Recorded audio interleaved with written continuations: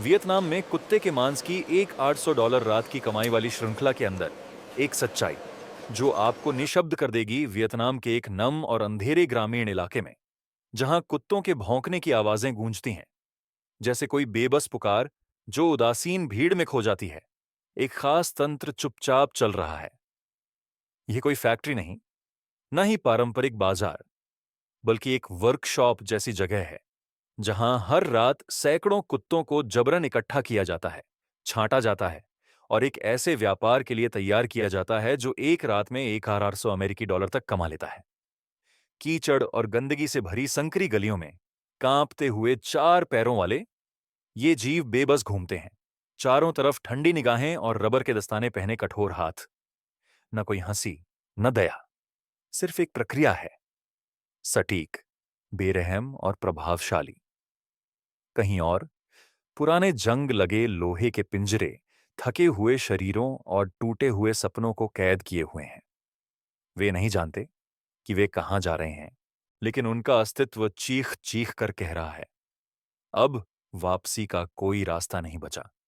यह सिर्फ एक पेशा नहीं है, ये एक काला बाजार है, विवादों से भरा, जहां परंपरा, गरीबी और मुनाफा सीधे टकराते हैं, नैतिकता, मानवता और पूरी दुनिया की नाराजगी से। और इस वीडियो में मैं आपको ले चलूंगा वियतनाम की कुत्ते के मांस की इस खामोश लेकिन लाभदायक श्रृंखला के भीतर। सच्चाई, पैसा, आंसू और ऐसे सवाल जिनके जवाब अब तक किसी के पास नहीं है। देखिए इस वीडियो को और खुद तय कीजिए, क्या सिर्फ मुनाफा हर चीज को सही ठहरा सकता है? वियतनाम में कुत्ते के मांस का उद्योग, परंपरा से लेकर व्यावसायिक पालन तक, वियतनाम में कुत्ते का मांस लंबे समय से कुछ समुदायों की खान पान संस्कृति का हिस्सा रहा है, खासकर उत्तरी क्षेत्रों में जैसे कि हनोई, बाक निन्ह, हाइजियोंग और थाई बिन्ह। यह केवल एक भोजन नहीं है, बल्कि एक धार्मिक और सांस्कृतिक परंपरा से भी जुड़ा हुआ है। अक्सर यह मांस त्योहारों, पूर्वजों की पुण्यतिथि, पारिवारिक समारोहों और दोस्तों की बैठकों में परोसा जाता है। यह विश्वास किया जाता है कि चंद्र कैलेंडर के अंत या शुरुआत में कुत्ते का मांस खाने से दुर्भाग्य दूर होता है और सौभाग्य बढ़ता है। यही कारण है कि इन क्षेत्रों में कुत्ते के मांस की मांग लगातार बनी रहती है और खास अवसरों पर इसमें तेजी से वृद्धि देखी जाती है। हालांकि यह परंपरा से जुड़ा है, पर आज वियतनाम में कुत्ते का मांस उत्पादन एक व्यावसायिक और पेशेवर उद्योग का रूप ले चुका है। पहले जहां लोग अपने घर के आंगन में कुछ कुत्ते पालते थे, अब कई किसान मध्यम और बड़े स्तर के फार्म खोल रहे हैं, खासकर ग्रामीण और बाहरी इलाकों में, जहां जमीन, चारे, मजदूरी और प्राकृतिक परिस्थितियां अनुकूल होती हैं। कुछ गैर आधिकारिक आंकड़ों के अनुसार हनोई के हर बाहरी जिले में 5 से 10 ऐसे फार्म होते हैं, जिनमें हर एक में 300 से लेकर 2,000 तक कुत्ते होते हैं। इन फार्मों में पिंजरे या सीमेंट के फर्श वाले शेड बनाए जाते हैं, जो हवादार और साफ सफाई के अनुकूल होते हैं। प्रकाश, आर्द्रता और शोर जैसे कारकों को नियंत्रित किया जाता है ताकि जानवरों को तनाव और बीमारियों से बचाया जा सके। कुछ फार्म पूरी तरह बंद प्रक्रिया अपनाते हैं, जैसे कि प्रजनन, पिल्लों की देखभाल, वजन बढ़ाने की प्रक्रिया और अंत में वध, जिससे वे आपूर्ति पर नियंत्रण रखते हैं, बिचौलियों की लागत बचाते हैं और गुणवत्ता को बेहतर बनाए रखते हैं। पोषण की दृष्टि से इन कुत्तों को दिन में 2 से 3 बार खाना दिया जाता है। उनके भोजन में बचा हुआ चावल, बारीक कटे हुए सब्जियां, बाजार से मिला बचा खुचा खाना और उच्च प्रोटीन व खनिज युक्त पशु आहार शामिल होता है, जैसे कि पशु चारा, मछली का पाउडर और विटामिन सप्लीमेंट्स। इससे कुत्तों का वजन तेजी से बढ़ता है, औसतन 700 ग्राम से 1 किलोग्राम प्रति माह, और मांस की गुणवत्ता और स्वाद भी बेहतर होता है। आमतौर पर 6 से 8 महीने की उम्र में जब एक कुत्ता 18 से 25 किलोग्राम का हो जाता है, तब उसे बाजार में बेचा जाता है। कीमत 90,000 से 120,000 वियतनामी डोंग प्रति किलो जीवित वजन होती है, यानी प्रति कुत्ता लगभग 8 से 3 मिलियन डोंग। बड़े फार्मों में कुत्तों को छोटे समूहों में रखा जाता है ताकि आपसी संघर्ष कम हो, तनाव घटे और देखभाल में सुविधा हो। प्रजनन भी योजनाबद्ध तरीके से किया जाता है ताकि फार्म की आबादी संतुलित रहे और बीमारियों से नुकसान ना हो। कुछ फार्म मालिक निगरानी के लिए कैमरा सिस्टम, तापमान नियंत्रण और स्वचालित भोजन व टीकाकरण अनुसूची जैसी आधुनिक तकनीकों का उपयोग करते हैं। ध्यान देने योग्य बात यह है कि जब से कुत्ते के मांस की उत्पत्ति को लेकर आलोचना बढ़ी है, कुछ फार्म ने साफ सुथरे मांस की ब्रांडिंग शुरू की है, जिसमें यह वादा किया जाता है कि वे सड़क से पकड़े गए, झर दिए गए या चोरी हुए कुत्तों को नहीं पालते, बल्कि सिर्फ अपने फार्म में पाले गए कुत्तों का ही पालन और वध करते हैं। इस पारदर्शिता से न सिर्फ उपभोक्ताओं का भरोसा बढ़ता है, बल्कि वे विशिष्ट रेस्टोरेंट्स और शराब खानों में अपने उत्पाद की आपूर्ति भी बढ़ा पाते हैं। लाभ की बात करें तो फार्म केयर मालिक बताते हैं कि वर्ष के विशेष समय, जैसे साल का अंत, 7वीं चंद्र तिथि, रक्षाबंधन के आसपास या महीने की शुरुआत पर वे हर रात 30 से 50 कुत्तों तक का वध कर सकते हैं, जिससे प्रतिदिन 60 से 100 मिलियन वियतनामी डोंग तक की कमाई होती है। कुछ बड़े फार्म जो बड़े रेस्तरां श्रृंखलाओं को आपूर्ति करते हैं, उनकी मासिक आय 200 से 300 मिलियन डोंग तक हो सकती है, जिसमें से शुद्ध लाभ 20% से 30% के बीच रहता है। फिर भी वियतनाम में कुत्ते के मांस उद्योग पर नैतिकता, पशु कल्याण और अंतर्राष्ट्रीय छवि को लेकर कई विवाद बने हुए हैं। आज की युवा पीढ़ी और पशु अधिकार संगठनों का मानना है कि कुत्ते का मांस आधुनिक समाज के लिए उपयुक्त नहीं है और इसे हटाया जाना चाहिए, जबकि कई ग्रामीण किसान इसे एक वैध आजीविका मानते हैं जो एक वास्तविक और गहराई से जड़े जमा चुकी मांग को पूरा करता है। अगर इसे आर्थिक और उत्पादन संरचना के दृष्टिकोण से देखा जाए, तो वियतनाम में कुत्ते के मांस पालन का मॉडल अब अधिक पेशेवर हो गया है, जहां तकनीक, नस्ल, पोषण और ब्रांड निर्माण में गंभीर निवेश किया जा रहा है। यह कृषि क्षेत्र में व्यावसायीकरण की एक विशिष्ट मिसाल है, जहां पारंपरिक मूल्य और आधुनिक दबाव एक साथ चलते हैं और समुदाय की सोच में बदलाव की आवश्यकता महसूस होती है। खरगोश के मांस का परिवहन और प्रसंस्करण फार्म से थाली तक की यात्रा दुनिया भर में, विशेष रूप से चीन, स्पेन, फ्रांस और इटली जैसे देशों में खरगोश पालन और उसके मांस की खपत का उद्योग तेजी से बढ़ रहा है। गुणवत्ता और खाद्य सुरक्षा सुनिश्चित करने के लिए खरगोश के मांस के परिवहन और प्रसंस्करण की प्रक्रिया को अत्यंत सुसंगठित, पेशेवर और सख्त गुणवत्ता नियंत्रण मानकों के साथ अंजाम दिया जाता है। वध से पहले प्रत्येक खरगोश का स्वास्थ्य परीक्षण किया जाता है। बड़े स्तर के फार्मों में उन्हें नियमित रूप से संक्रामक बीमारियों जैसे पास्टुरेलोसिस, एंटेराइटिस और मिक्सोमेटोसिस के खिलाफ टीका लगाया जाता है। साथ ही आंतों के परजीवी निकालने और वजन वृद्धि की निगरानी के लिए फार्म मैनेजमेंट सॉफ्टवेयर का उपयोग होता है। खरगोश को तब तक फार्म से बाहर नहीं ले जाया जाता जब तक कि वह न्यूनतम 2.2 से 5 किलोग्राम वजन न प्राप्त कर ले। यह वह स्तर है जहां मांस सबसे अधिक सघन और स्वादिष्ट होता है। जीवित खरगोशों का वध केंद्र तक परिवहन एक अत्यधिक संवेदनशील प्रक्रिया है, जिसमें तनाव से बचना और वजन की क्षति को न्यूनतम रखना मुख्य उद्देश्य होता है। कंपनियां सिक, विशेष प्लास्टिक या स्टेनलेस स्टील के बने हवादार और साफ करने में आसान ट्रांसपोर्ट पिंजरे प्रत्येक 24 कड़े के 12 सेंटीमीटर का उपयोग करती हैं। एक ट्रक आमतौर पर एगा 200 से 3.7 खरगोश तक ले जा सकता है, जो उनके औसत वजन और दूरी पर निर्भर करता है। चीन जैसे देशों में यह परिवहन अधिकतर रात में किया जाता है ताकि गर्मी से बचा जा सके और मृत्यु दर 1 से नीचे रखी जा सके।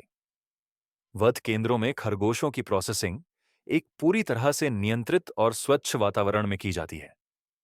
चीन के सिचुआन और शांडोंग जैसे प्रांतों में आधुनिक बूचड़खानों की प्रोसेसिंग क्षमता प्रतिदिन 5,000 से 10,000 खरगोशों की है। ये संयंत्र स्वचालित स्लॉटरिंग लाइन और बैंड कन्वेयर तकनीक से सुसज्जित हैं। मांस को अंगों के अनुसार विभाजित किया जाता है। जांघ का मांस भुने या ग्रिल्ड डिश के लिए, पीठ और कंधे का मांस स्ट्यू ऑफ सूप के लिए, जबकि हड्डियां व छोटे टुकड़े सॉसेज, पाटे और फ्रोजन उत्पादों में प्रयोग किए जाते हैं। प्राथमिक प्रसंस्करण के बाद मांस को वैक्यूम पैक कर 0 से 4 डिग्री तापमान पर रेफ्रिजरेट किया जाता है, जिससे यह 7 से 10 दिन तक ताज़ा रहता है। गहराई से जमाने डीप फ्रीज और 18 डिग्री 60 पर इसकी शेल्फ लाइफ 6 महीने तक बढ़ाई जा सकती है। तैयार मांस का एक हिस्सा घरेलू बाजार में बिकता है, जबकि शेष को यूरोपीय देशों जैसे जर्मनी, बेल्जियम और नीदरलैंड्स में निर्यात किया जाता है, जहां खाद्य सुरक्षा और ट्रेसेबिलिटी के बेहद उच्च मानक हैं। खरगोश के मांस की पोषण गुणवत्ता भी इसकी मांग को बढ़ावा देती है। 100 ग्राम खरगोश मांस में औसतन 21 ग्राम प्रोटीन, केवल 4 ग्राम वसा, साथ ही विटामिन बी 12, आयरन और जिंक की भरपूर मात्रा होती है, जो रक्त संचार सुधारने, बच्चों और बुजुर्गों के लिए फायदेमंद मानी जाती है। फ्रांस में यह मांस आमतौर पर लपीन अला मुतार्ड, सरसों सॉस में पका खरगोश जैसे उच्च श्रेणी के व्यंजनों में प्रयुक्त होता है, जबकि चीन में सिचुआन स्टाइल का तीखा माला टूरू या हर्बल स्टू में पका खरगोश पारंपरिक चिकित्सा और स्ट्रीट फूड का हिस्सा है। वर्तमान में चीन दुनिया का सबसे बड़ा खरगोश मांस उत्पादक और उपभोक्ता देश है, हर साल लगभग 4.5 लाख टन उत्पादन के साथ, जो वैश्विक उत्पादन का लगभग 50% है। अकेले सिचुआन प्रांत पूरे चीन का लगभग 1/3 उत्पादन करता है। इसके बाद Spain 1.2 lakh ton, France 50,000 ton और इटली 42,000 टन आते हैं। इन देशों में खरगोश का मांस सिर्फ दैनिक भोजन नहीं, बल्कि क्षेत्रीय पाक विरासत से भी गहराई से जुड़ा हुआ है, जैसे इटली का भूमध्य शैली में भुना खरगोश या दक्षिण फ्रांस का पारंपरिक रगू दलापीं।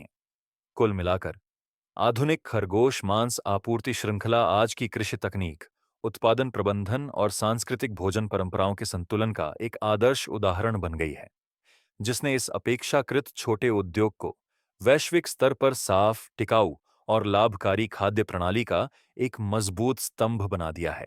मांस और ऊन के लिए खरगोश पालन, तकनीक और प्राकृतिक जैविक चक्र का संतुलित मेल।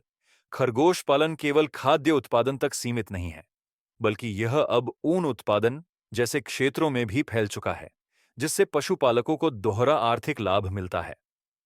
बदलते समय के साथ उपभोक्ता मांग लगातार बढ़ रही है और उत्पाद की गुणवत्ता को लेकर अपेक्षाएं भी अधिक सख्त होती जा रही हैं। इसी कारण आज खरगोश पालन का तरीका और प्रक्रिया अधिक वैज्ञानिक, व्यावसायिक और पर्यावरण के अनुकूल होती जा रही है। वर्तमान में उद्योग में 3 प्रमुख खरगोश नस्लें हैं: न्यूजीलैंड व्हाइट, कैलिफोर्निया और रेक्स। ये नस्लें अपने उच्च अनुकूलन क्षमता, बेहतर रोग प्रतिरोधक क्षमता और अत्यधिक प्रजनन दक्षता के लिए जानी जाती हैं। एक मादा खरगोश साल भर में औसतन 6 से 8 बार बच्चों को जन्म देती है और हर बार 6 से 12 बच्चों तक का प्रसव कर सकती है। यानी एक मादा सालाना लगभग 60 से 80 खरगोश पैदा कर सकती है। यह तेजी से उत्पादन और स्थिर आपूर्ति के लिए बेहद प्रभावी मॉडल है।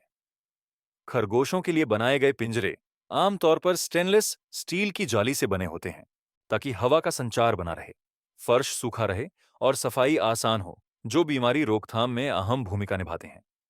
हर एक खरगोश को 0.4 से 0.5 वर्ग मीटर 4-5 वर्ग फीट का स्थान दिया जाता है, जिससे वे स्वतंत्र रूप से घूम सकें, तनाव कम हो और प्रतिरोधक क्षमता बढ़े। आदर्श तापमान 15 से 21 सेटिंग्स के बीच रखा जाता है, जो शारीरिक विकास और प्रजनन के लिए अनुकूल है। खरगोशों की आहार योजना वैज्ञानिक आधार पर बनाई जाती है, जिसमें मुख्यतः 16 से 18% प्रोटीन युक्त पैलेट्स होते हैं, जिन्हें ताज़ी हरी सब्जियां जैसे गाजर, सलाद पत्ते और सूखी अल्फाल्फा घास के साथ मिलाया जाता है। यह आहार न केवल वजन तेजी से बढ़ाता है, बल्कि रोगों से बचाता है और मांस को मुलायम, स्वादिष्ट बनाता है। मांस के लिए पाले गए खरगोश आमतौर पर 10 से 12 हफ्तों में 2 से 7 किलोग्राम वजन प्राप्त कर लेते हैं, जो एशिया और यूरोप के अधिकांश वध मानकों को पूरा करता है। ऊन उत्पादन के लिए पाले गए खरगोशों की देखभाल अवधि लंबी होती है, लगभग 6 से 8 महीने, ताकि उनकी ऊन की लंबाई 3 से 5 सेंटीमीटर तक पहुंच सके, साथ ही उसमें चमक और घनत्व भी अच्छी हो। रेक्स नस्ल विशेष रूप से फैशन उद्योग में लोकप्रिय है, क्योंकि इसकी ऊन हल्की, मखमली और ऊष्मा बनाए रखने की क्षमता में श्रेष्ठ होती है। एक रेक्स खरगोश से एक बार में लगभग 200 से 300 ग्राम ऊन प्राप्त किया जा सकता है और साल भर में 3 से 4 बार ऊन काटी जा सकती है। बीमारियों की रोकथाम बेहद गंभीरता से की जाती है। नियमित टीकाकरण विशेषकर 2 जानलेवा बीमारियों, मिक्सोमटोसिस और रैबिट हेमोराजिक डिजीज (आरएचडी) के लिए अनिवार्य है, क्योंकि इनके फैलने पर पूरी आबादी कुछ ही दिनों में समाप्त हो सकती है। रोजाना पिंजरे, पानी और चारे की साफ सफाई सुनिश्चित की जाती है। पेशेवर फार्मों में साप्ताहिक वजन जांच, विकास ट्रैकिंग और लचीली आहार योजना के लिए मॉनिटरिंग सिस्टम भी लगाए जाते हैं। खरगोशों का पालन, चाहे मांस के लिए हो या ऊन के लिए, न केवल एक पारंपरिक व्यवसाय है, बल्कि यह अब एक स्मार्ट एग्रीकल्चर मॉडल बन चुका है, जो आर्थिक वृद्धि, पर्यावरण संरक्षण और पशु कल्याण तीनों को एक साथ जोड़ता है। इसके उत्पादन चक्र तेज होते हैं, निवेश अपेक्षाकृत कम होता है और मुनाफा अधिक, एक खरगोश से 40,000 से 60,000 वियतनामी डोंग तक होता है। यही कारण है कि यह मॉडल वियतनाम और अन्य विकासशील देशों के छोटे और मध्यम किसान परिवारों के लिए एक टिकाऊ और प्रभावशाली विकल्प बनता जा रहा है। पालतू जानवर के रूप में खरगोश, जब एक जुड़ाव प्रजातियों की सीमाओं को पार कर जाता है आधुनिक जीवन में, जहां शहर दिन ब दिन भीड़भाड़ वाले और तनावपूर्ण होते जा रहे हैं, लोग अक्सर ऐसे छोटे, शांत और सौम्य जीवों की ओर आकर्षित होते हैं जो उन्हें भावनात्मक संतुलन वापस पाने में मदद करें। इन्हीं में से एक है खरगोश, जो एक आदर्श साथी के रूप में उभर रहा है।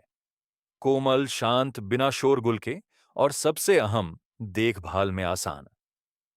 यह संयोग नहीं कि अमेरिका की हाउस रैबिट सोसाइटी के आंकड़ों के अनुसार वहां लगभग 25 लाख परिवारों में खरगोश पालतू जानवर के रूप में पाले जाते हैं, जिससे वे कुत्तों और बिल्लियों के बाद तीसरे सबसे लोकप्रिय पालतू जानवर बन चुके हैं।